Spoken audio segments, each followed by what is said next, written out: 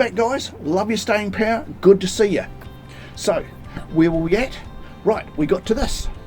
The car is going. Needed to get a warrant. We call it a WOF in this country, or a warrant of stiffness. So basically, took it in. They looked over the car and said it has all these different problems. So they looked all a little bit scary. But I'll take you through step by step what it was, what we did, and how we fixed it. So let's go. For starters, the steering pulls to the right rear tyre needs replacing. The front tyre is both wearing on the edges, and the right rear tyre will be worn out soon. So I replaced both back tyres and got the front wheels aligned. Park light was not working, so replaced that, and the headlights were pretty opaque and not in good nick. So I spent lots of time wet and dry, then finish polish, and they came up like this. Next was the steering rack boot. Only one had a hole in it, but they were both pretty munted, so I replaced both of them. Now the biggies here was the right rear bump stop and the right rear wheel bearing. To me it made no sense just to do one side. After all, both sides have done 200,000 Ks, so I did both. It'd be rude not to, right?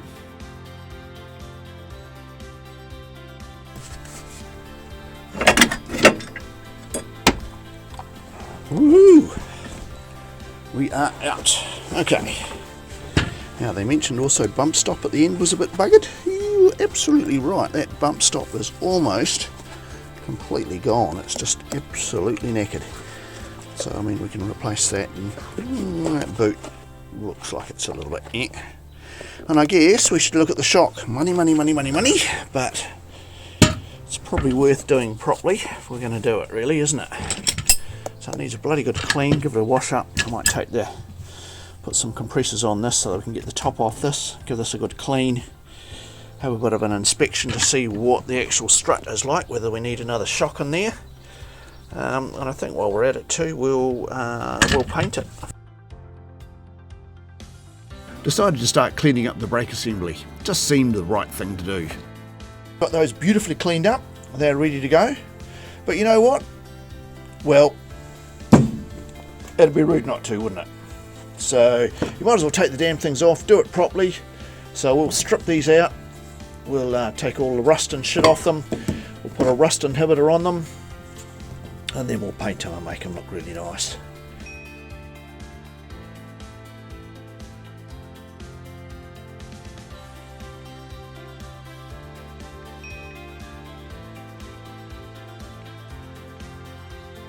Well, I tell you what, mate, it has been 3 long weeks, 3.5, possibly longer. It seems like an eternity. I've been waiting for parts for this thing, so I've just been lying under the car, just waiting. So anyway, yeah, so a lot of things I've done too. I've actually taken a lot of parts out, stripped them back to the steel, painted them, well, put rust preventative on them first, then painted them. Just waiting for this to happen. So when it all goes back in, it's going to look like new again, isn't it? I'm going to be really chuffed with that. Yeah, so I can't bloody wait. Just give me the parts. I want to get this baby back together again. I want it running. I want to get it on the road for Christmas. And I was thinking of putting it back off the road again, but I'm thinking, no, I might leave it on the road for Christmas and just wait in the new year to start stripping it back to the steel and painting it, making it look beautiful. I got the hubs back after the wheel bearings were pressed in. Mercifully, the parts arrived like a comedic invasion of Groundhog Day. There were bushes, bolts, bump stops, to name a few. Now the shenanigans of reassembly begins. Again.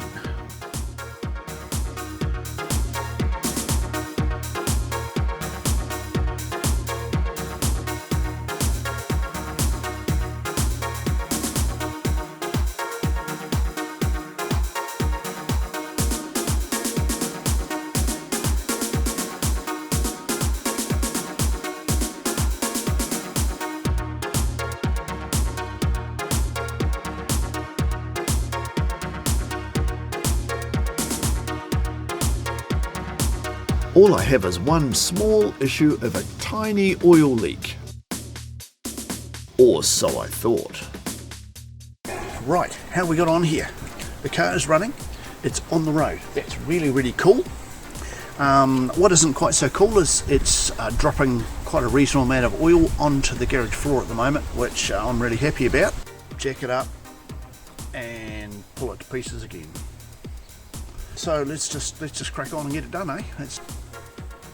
Now, I came here for a particular reason, which was these little oily marks that we kind of see here and here.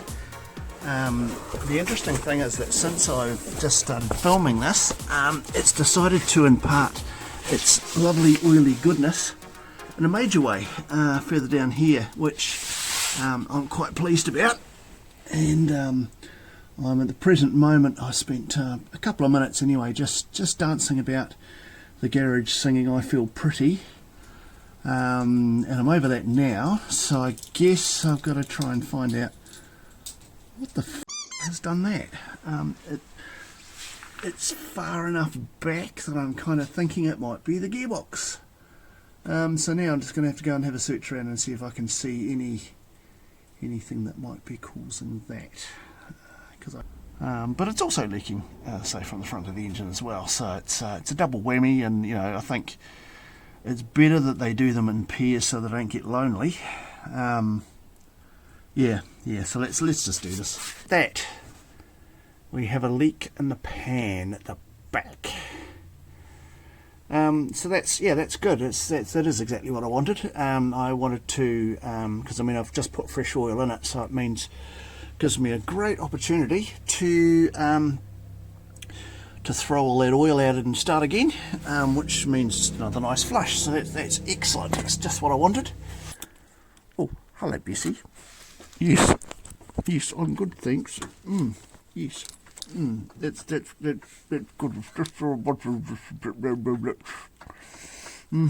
Yep, excellent. Okay.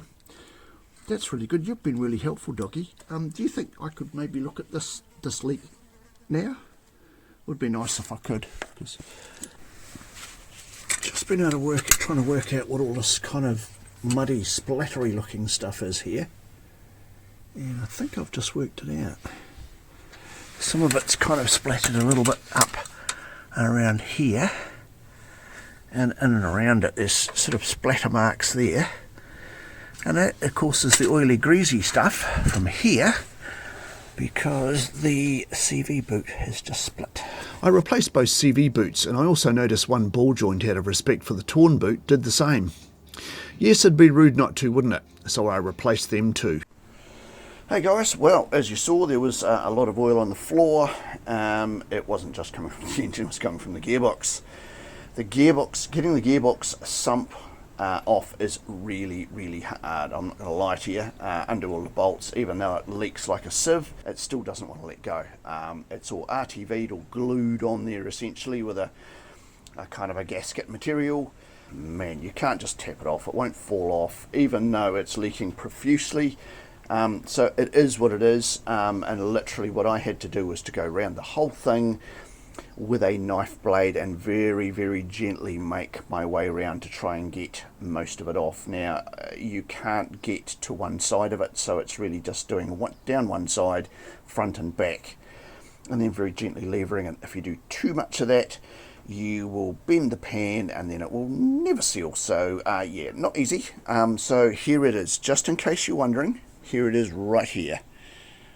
Okay, this little thing here is a magnet, and that does a very, very good job of holding all the little metal filings and things, which there are quite a lot. So I'm going to clean all that up. Next thing I'm going to do is take all of this off. We're going to make this as clean as possible. Same with underneath, it's got to be absolutely spot on. Then we're going to re-glue it back on again, and hopefully all the oil leaks have stopped. There wasn't an easy way to get this off. I found soaking in petrol using my nail to get it off worked best. It also minimised scratching and damaging of the pan. And here it is, all ready to go back. We wait till the RTV sealer tacks off, then carefully bolt it in, firstly hand tight and leave for an hour or so, then torque up and leave overnight before filling with oil. The next day there's still an oil leak, much smaller now, and it is improved. but still dripping. Arg.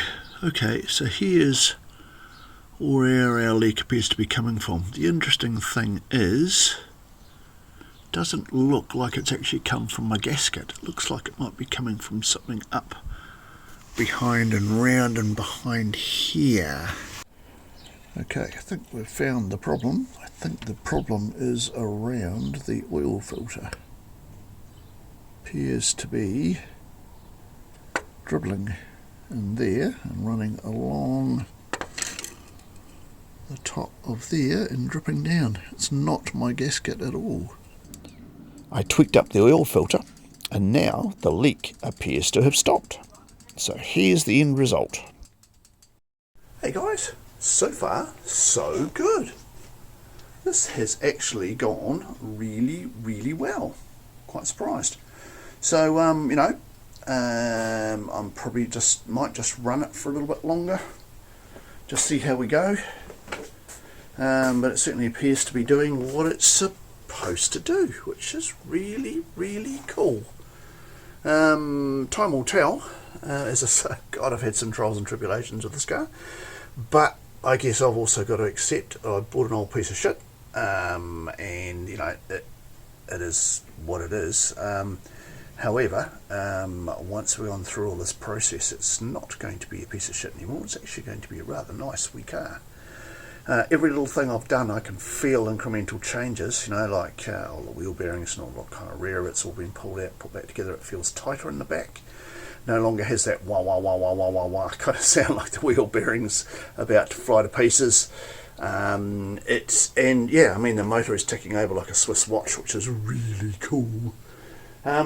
Look, so pleasing so far. As I say, I'm kind of glad I didn't start the paintwork stuff yet, because I really want mechanically things to be smooth and nice and good, and that appears to be happening. So happiness filled so far. It's been, holy crap, it's been so many ups and downs and temper tantrums and everything else, and no doubt it's shit that most other people have already come across, but it's certainly fairly new to me. So yeah, kind of how it is. But you know what, I can sort of see how it'll look too. Once it's done, it'll just look superb. I was going to put it in blue, but you know what, the amount of work to get it right, because I'm really fussy, I'd probably want to strip the whole car and do it, take the engine out of it, or no, I'm not going to go there. Let's stick with white. I can still make it look mint and white, and I think I'll make the mags gold again, just set everything off just as good as I can get it, and I'm sure it'll look pretty superb. So rock and roll. Happy so far, yes.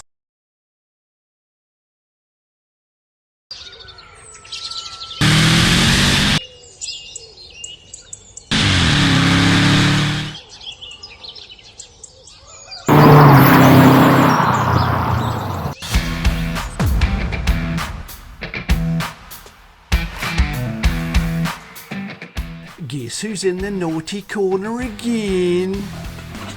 Where did that come from? Shitballs.